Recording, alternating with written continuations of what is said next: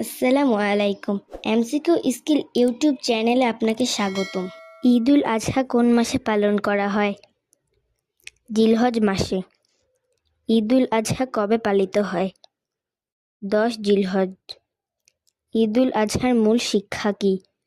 ত্যাগ ও অনুগত। কোরবানি কাদের স্মরণে করা হয়? হজরত ইব্রাহিম আলাইহিসসালাম ও ইসমাইল আলাইহিসসালাম। ঈদুল আজহার আরবি অর্থ কি? ত্যাগের উৎসব। ঈদুল আজহার নামাজ কয় রাকাত? 2 রাকাত। ঈদুল আজহার নামাজের পর কি করা হয়? পশু কোরবানি। কোরবানি কয়দিন করা যায়? 3 দিন। কোরবানি কার ওপর ফরজ? সামর্থ্যবান প্রাপ্তবয়স্ক মুসলিমের উপর। কোরবানি কোন ওয়াক্তের পর শুরু হয়? ঈদের নামাজের পর। ঈদের খুতবা শোনা কি সুন্নত? হ্যাঁ। কোরবানি করার সময় পশুর মুখ কোন দিকে রাখতে হয়? কিবলার দিকে।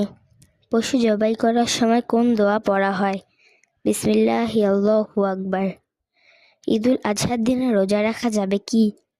না, হারাম। ঈদুল আজহার সময় বেশি করা হয় কোন ইবাদত? তাকবীর, জিকির ও কোরবানি। কোরবানি না করে টাকা দান করলে হবে কি? না, কোরবানি করাই আবশ্যক। কোরবানির পশুর কোন অঙ্গ বিক্রি করা যাবে না?